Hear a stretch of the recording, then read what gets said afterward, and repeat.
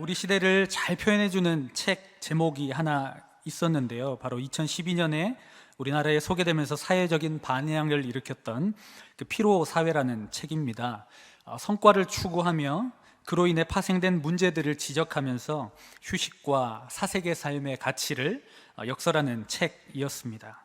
이제는 우리나라가 피로 사회를 넘어서서 과로 사회로 진입한 것처럼 보입니다. 그런데 이것은 비단 어른들만의 문제는 아닌 것 같습니다. 청소년들의 주간 학습 시간을 보면 OECD 주당 평균 시간은 33.9시간임에 비해 우리나라 학생들은 중학생이 주당 52시간, 일반고 친구들이 70.1시간, 특목고 학생들이 80.6시간을 주당 공부를 한다고 합니다. OECD 국가의 배가 넘는 시간입니다. 노동부에서 정하고 있는 과로사 기준이 있는데요. 그것은 과로사로 발병되기 12주 동안 60시간을 이상 노동을 하면 과로사로 인정을 하게 됩니다. 그런 것을 봐서 우리나라 학생들은 엄청나게 고생을 하고 있는 거죠. 여기서 우리가 알 수 있는 것은 신기하게 우리나라 학생들이 엄청나게 오래 공부를 하지만 우리 집에 있는 그 애들은 공부를 잘 하지 않는다는 거죠. 어느 나라 사람 이야기냐 하시겠지만 이게 우리나라 평균의 시간입니다. 그만큼 우리 어린아이들부터 우리 장년들까지 우리나라는 참 과로하고 있다라는 것입니다. 요즘에 주변 사람들을 보면 참 바쁘고 정신없이 열심히 살아가는 것을 보게 됩니다. 열심히 살아가는 것은 참 좋은 일입니다. 그러나 자신들이 왜 이렇게 열심히 사는지, 과연 나는 올바른 방향으로 가고 있는지를 아는 사람들은 많지 않아 보입니다. 생각할 시간이 없습니다. 정확히 엄밀히 말해서 세상은 그렇게 생각할 시간을 우리에게 주지 않습니다. 자신을 돌아보는 시간이 가치 있다고 말하지도 않습니다. 빨리 원하는 목표를 이루기 위해 앞만 보고 달려가는 모습이 꼭 좋은 것만은 아닌데 말이죠. 가끔 고속도로에서 속력을 낼 때가 있습니다. 속도가 올라가면 살짝 기분도 좋아지고 목적지에 조금 빠르게 도착할 수 있습니다. 그러나 우리가 옆을 돌아볼 수는 없습니다. 아름다운 강산, 아름다운 주변 환경들, 또 함께 이야기를 나누며 정답게 가는 동무들을 신경 쓸 수 없습니다. 빠르게 가는 것 때문에 우리는 정작 중요한 것들을 많이 놓칠 때가 있습니다. 젊음, 건강, 가족 같은 중요한 것을 놓치는 모습을 심심치 않게 우리는 보게 됩니다. 이 시대에 우리들에게 빠르게 달려가는 것보다 더 잠시 멈추어 서는 것이 더 필요합니다. 멈추어 서서 우리의 상황을 돌아보아야 합니다. 빨리 가는 것보다 바른 길로 가는 것이 더욱 중요합니다. 우리가 잘 아는 사도 바울이 사울이었을 때 그는 명석한 두뇌와 뜨거운 열정이 있었지만 무엇이 문제였습니까? 바로 방향이었습니다. 예수님을 믿는 자들을 죽이는 일, 옳지 않는 일에 열심을 냈기 때문에 문제였던 것이죠. 마찬가지로 지금 우리들도 잠시 멈추어 서서 우리가 지금 어디로 가는지, 나는 바른 방향으로 가고 있는지 점검할 필요가 있습니다. 사실 이 멈춤이라고 하는 것에 제일 잘 못하는 사람은 제가 설교를 쓰면서도 느꼈지만 저라는 생각이 많이 들었습니다. 어릴 때 초등학교 때 보면 그 생활기록부에 이렇게 담임 선생님들이 적어주는 란이 있는데 매년 빠지지 않고 이렇게 적히는 말이 그거였습니다. 주의 산만, 이 친구는 주의가 산만하다. 그래서 저희 어머니께서는 3년 정도 저를 바둑학원에 보내셨습니다. 거기서 이렇게 검은색 알과 흰색 알밖에 보이지 않고 그 선만 보이는 것에 3년 동안 바둑을 두니까 조금 약간 심리적으로 안정이 되었던 것 같습니다. 그런데 제가 그것이 좀 지금도 여러분 많이 이렇게 주의 산만하다고 느끼시겠지만 언제 좀 이렇게 많이 해결됐냐면 신학대학원에 들어가서였습니다. 어떤 마음이 들었냐면 제가 섬겼던 원래 있던 모교회는 이렇게 기도를 뜨겁게 하는 교회였습니다. 그러다 보니까 한편으로 이렇게 침묵하고 묵상하는 훈련들이 저한테 부족하다는 생각이 들었습니다. 그래서 제가 정말 어려웠지만 좀 부담을 가지고 3학기 동안, 그러니까 1년 반 동안, 3년 중에 1년 반을 영성 수업을 들었습니다. 영성 수업은 어떤 것이었냐면 수도원에 들어갑니다. 이름만 들어도 여러분 깝깝한 그 수도원에 들어가서 일주일 동안 아무것도 하지 않고 작은 방 한 칸에 혼자 들어가서 성경책 하나를 가지고 기도하는 훈련들을 했습니다. 제가 일주일 동안 기도하니까 어떤 결론이 나왔냐면 신명기 34장, 32장인가 나오는 말씀이 있는데요. 이스라엘아 너는 행복한 사람이로다. 그 결론이 나오더라고요.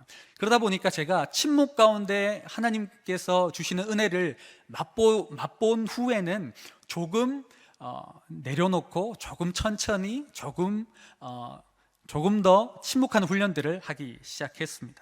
사랑하는 여러분, 우리가 멈추어 서서 다른 누구도 아닌 하나님과 대면한 시간을 꼭 가져야 합니다. 왜냐하면 우리들의 창조자이신 하나님은 우리를 가장 잘 아시고 우리를 온전한 길로 인도하시는 분이시기 때문입니다. 오늘 우리가 읽은 시편의 표제를 한번 보십시오. 성전에 올라가는 노래라고 되어 있습니다. 이스라엘의 남자들은 1년에 3차례 6월절, 77절, 장막절마다 예루살렘 성전으로 의무적으로 가게 되어 있습니다. 이스라엘 백성들이 성전에 있는 예루살렘으로 갈 때 불렀던 노래가 바로 성전에 올라가는 노래입니다. 자, 흩어졌던 사람들이 예루살렘으로 모이게 됩니다. 예루살렘 성전을 향하여 나아가는 행위, 즉 이제 성전을 향하여 먼 길을 걸어가야 하는 순례의 길을 가는 것은 바쁘게 살아오는 그들의 삶을 멈추는 것을 의미합니다. 걸어가는 동적인 행위가 왜 멈추는 행위가 될까요? 그것은 성전을 향해 순례의 길을 걸으며 우리의 주인은 누구시며 우리는 누구를 위해 살아가고 있는가, 그리고 우리가 바른 길로 가고 있는지를 돌아보며 믿음을 새롭게 하는 시간을 가지는 것이기 때문인 것입니다. 성경에는 시편 120편부터 134편까지 총 15편이 성전에 올라가는 노래들입니다. 오늘 우리가 읽은 시편 131편은 그 중에 한 노래입니다. 오늘도 주일 참으로 분주하고 바쁘게 살아오신 여러분, 오늘 이 말씀을 통해서 여러분들이 하나님 앞에 온전히 멈추어 서서 우리의 삶을 돌아볼 수 있는 귀한 시간 되시기를 간절히 기도합니다. 오늘 시편은 이렇게 시작하고 있습니다. 우리 1절 말씀을 함께 한 목소리로 같이 읽어보겠습니다. 시작. 여호와여 내 마음이 교만하지 아니하며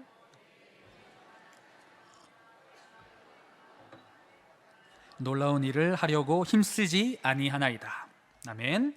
시인은 자신의 삶의 자리에서 멈추어 서서 하나님 앞에 자신을 돌아봅니다.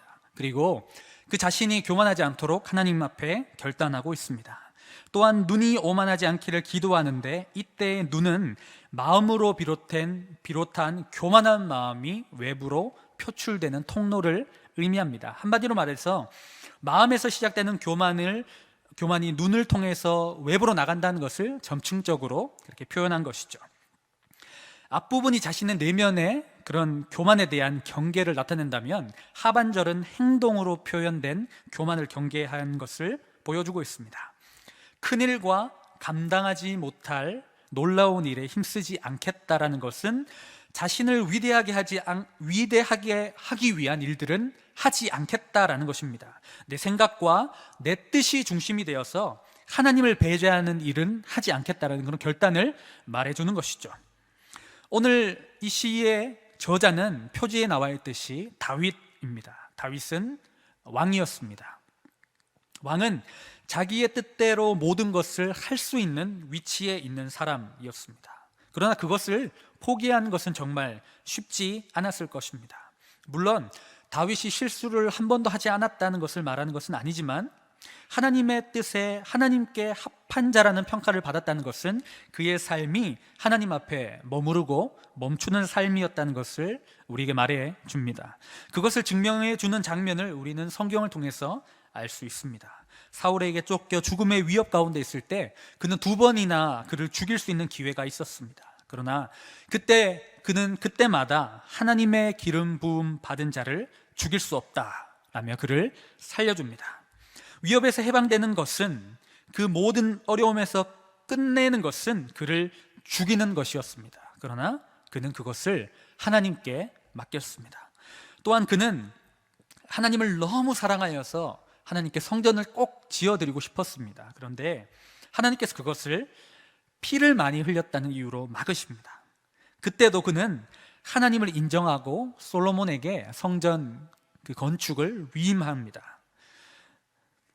너무나 간절히 원했던 일을 거절당할 때 여러분 기분 아시지 않습니까? 그는 토라지거나 냉소적으로 방관하지 않고 적극적으로 그 일을 돕습니다.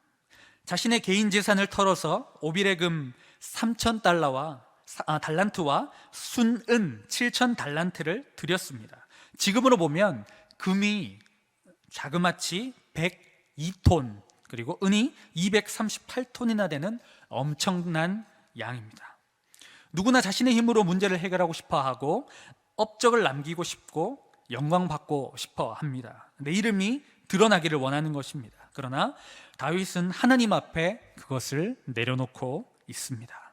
그가 1절을 통해서 계속 말하고 있는 교만, 내 뜻대로 하려는 것을 내려놓는 그 마음, 하나님을 내 마음의 주인으로 두는 삶을 그는 살았던 것입니다. 이처럼 하나님 앞에 머무르고 멈추는 것은 매우 정적이며 비효율적인 행동처럼 보입니다. 그러나 그것은 우리가 할 수 있는 가장 적극적인 행동임을 우리는 알아야 할 것입니다. 왜냐하면 우리가 내 뜻을 내려놓고 하나님 앞에 설 때 비로소 우리를 통해 하나님께서 일하시기 때문입니다. 예수 그리스도를 주로 모시고 살아가는 우리 모두는 내 뜻보다 크신 하나님의 뜻을 신뢰할 수 있어야 합니다. 내 생각, 내 경험, 내 계획을 하나님보다 신뢰하는 것처럼 어리석은 일은 없습니다. 예수님께서 하나님의 나라를 어린아이와 같이 받아들이지 않는 자는 결단코 들어가지 못하리라 이렇게 말씀하셨습니다. 어린아이와 같이 전적으로 하나님을 의지하는 믿음이 필요한데 문제는 우리가 나이를 먹어가고 어른이 되어 간다는 것입니다. 그럼에도 불구하고 여전히 주님 앞에 어린아이와 같이 머무를 수 있는 여러분들이 되시기를 간절히 바랍니다. 저희 집에는 두 아이가 있습니다. 4살과 3살입니다. 2절에 나오는 젖된 아이가 이제 어머니 품에서 이제 무릎에서 좀 놀 수 있을 만큼 되는 그런 아이로 봤을 때 딱 저희 아이와 같습니다. 예전부터 4살을 뭐라고 불렀습니까, 여러분? 미운 4살이라고 불렀는데요. 싫어, 몰라, 반복하면서 자기의 것에 집착하고 양보하지 않는 미운 짓을 합니다. 자기 것에 손을 대면 이렇게 핥기도 하고 꼬집기도 합니다. 그래서 어린이집에서 항상 이렇게 원장님의 댓글이 우리 아들이 다른 애를 꼬집었다라는 댓글이 올 때마다 죄송합니다, 목사들이라서 그렇습니다, 제가 항상 이렇게 댓글을 다는데 그렇게 아이가 미운 행동을 합니다. 그런데 여러분 요즘에는 미운 4살이 아니라 미치읓 4살이라고 부릅니다. 차마 제가 입으로 이렇게 언급하기 좀 어려운데요. 문제는 뭐냐면 지금 첫째가 4살인데 내년이 되면 둘째가 4살이 된다라는 슬픈 현실입니다. 한날은 새벽 기도를 마치고 잠시 소파에 앉아서 한숨을 돌리고 있는데 첫째 아이의 우는 소리가 들렸습니다. 아마 꿈을 꾸었는지 아니면 집이 조금 추웠는지 모르겠지만 엄마가 없는 것을 발견하고는 거실로 뛰쳐나왔습니다. 제가 쫓아가야 되나 움찔하고 있는 사이에 작은 방에서 자고 있던 엄마가 벌떡 뛰어나왔습니다. 그리고 제가 보는 앞에서 역사적인 모자 상봉이 이루어졌습니다. 이내 엄마 품에 안기자 아기는 다시 잠을 자기 시작했습니다. 저는 이 장면을 보면서 참 많은 생각이 들었습니다. 마치 하나님과 우리의 관계를 보는 것 같았습니다. 우리는 아침에 눈을 뜰 때 엄마가 내 옆에 없는 것과 같은 아이처럼 하나님이 없는 것과 같은 절망감을 항상 느낍니다. 잠을 잘 때라도 잠시 잊어버렸던 내 삶에 산적해 있는 문제, 어려움들이 다시 내 마음속에 스물스물 찾아오기 시작합니다. 그리고 어느새 두려움이 우리 마음속을 자리 잡습니다. 그리고 그때 우리는 하나님 앞에 부르짖습니다. 눈물을 흘리며 도와달라고 부르짖습니다. 그때 어김없이 하나님은 우리를 찾아오셔서 품에 안아주십니다. 하나님이 우리와 함께 계시고 우리를 안아주신다는 그 믿음, 그 안정감을 누리게 되는 것이죠. 여러분, 이것을 우리가 매일 아침에 매일 순간순간 체험하고 살아야 하지 않겠습니까? 저는 이 신앙이 성숙한다는 것은 이 안정감을 누리는, 그리고 두려움 가운데 또 안정감을 누리는 이 시간적 간격이 줄어드는 것이 믿음이 성장하는 것이라고 말하고 싶습니다. 항상 우리가 하나님이 살아계신다는 것을 믿는다면 그 시간이 짧을 수밖에 없겠죠. 우리는 하나님의 품에 안정감을 얻고 하루를 시작하는 사람들이 되어야 합니다. 그 모습을 보면서 저는 큐티가 생각났습니다. 그리고 새벽 기도가 생각났습니다. 오늘 하루 눈을 떴을 때, 자, 오늘 하루가 시작되었으니까 내가 해야 될 일들은 이런 일이 있으니까 이제 열심히 해야지, 이것이 아니라 하나님, 오늘도 하나님 품 아니면 저는 살 수 없습니다.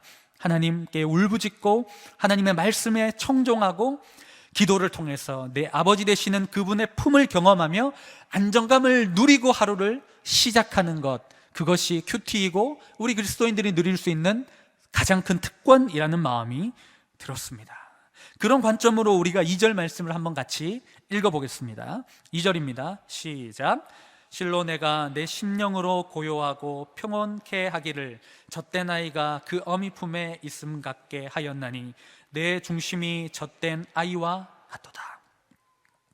고요하고 평온한 상태는 누가 와서 격동하여도 흔들리지 않는 마음을 의미합니다. 여기 고요하고라는 원어의 의미 속에는 멈춤의 의미도 내포되어 있습니다.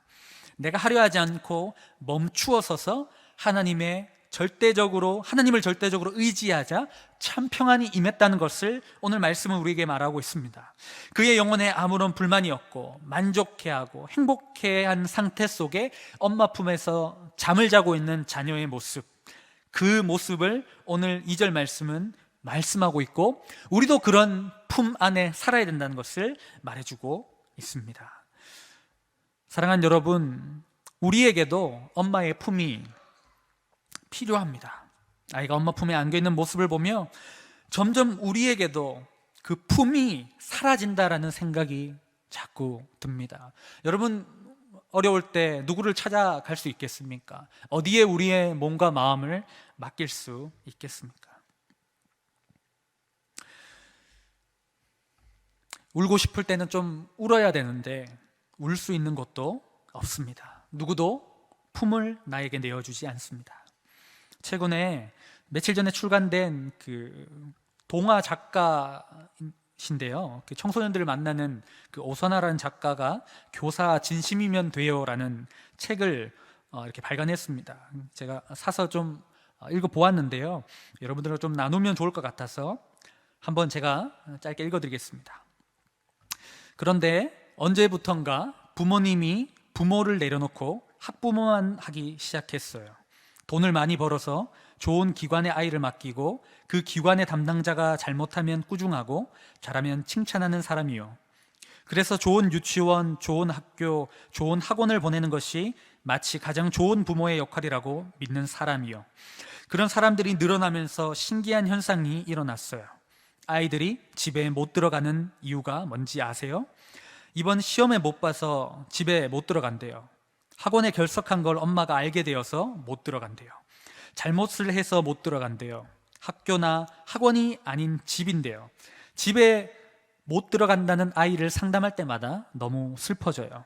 왜 이렇게 변질된 건지 저는 야매 상담가라 잘 모르겠어요. 하지만 그러면 안 된다는 건 알아요. 가정은 품이고 부모도 품이어야 하니까요. 아이들은 품을 느끼며 자라야 해요. 아이의 현재가 어떻든 관계없이 그저 따뜻하게 안아주는 품이요, 그런 품이 당연히 있어야 해요. 그런데 아이들이 그 품을 느끼지 못하고 자라요. 상담을 하고 꼭 안아주면 처음 안겨봐요 라고 말하는 말을 많이 들어요. 강의가 끝나고 작가님 저 한 번만 안아주시면 안 돼요 라는 말은 많이 들어요. 그럴 때면 아이를 꼭 안고 울곤 해요. 아이들부터 노년에까지 세상 어디에 그렇게 따뜻한 품이 있겠습니까? 우리 주님 외에 우리가 안겨 울며 따스함을 경험하겠습니까? 그 주님 품에 참된 만족과 평안함을 누리는 여러분들이 되어서 여러분들이 두 팔을 벌려서 누군가의 따뜻한 품이 되어주시면 참 좋겠습니다. 하나님 품에서 온전한 만족을 누리며 살아가는 자들의 기도가 바로 3절에 나와 있습니다. 3절을 같이 읽겠습니다. 시작.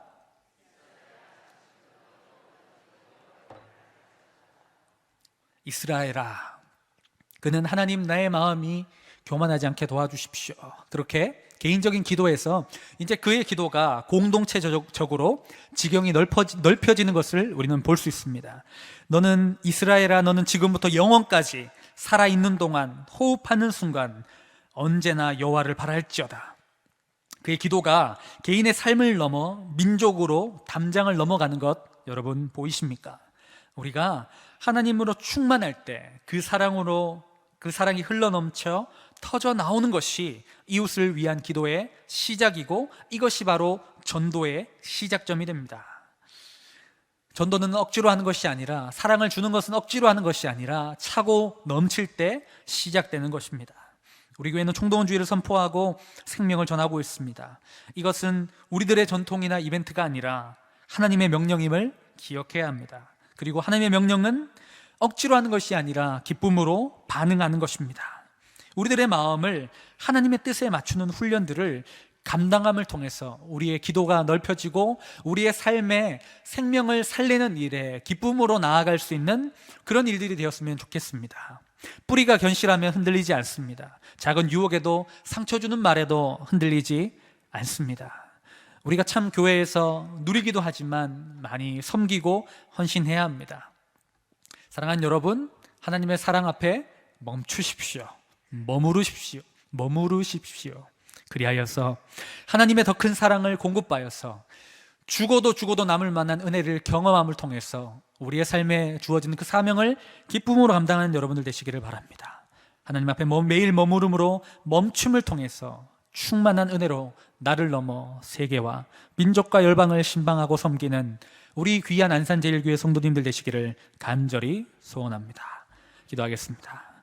사랑의 하나님 아버지, 우리들의 주인 되어주셔서 감사합니다. 세상의 수많은 유혹과 거짓에 흔들리는 우리들을 불쌍히 여기어 주시옵소서. 하나님 앞에 머무름으로 나의 뜻이 아닌 하나님의 뜻에 나의 삶을 맞추는 삶을 살게 하시고, 그리하여 참 평안을 누리고 나를 넘어 이웃과 민족과 세계와 열방을 섬기는 주님의 백성들 되게 도와 주시옵소서. 감사드리며 예수님의 이름으로 기도드립니다.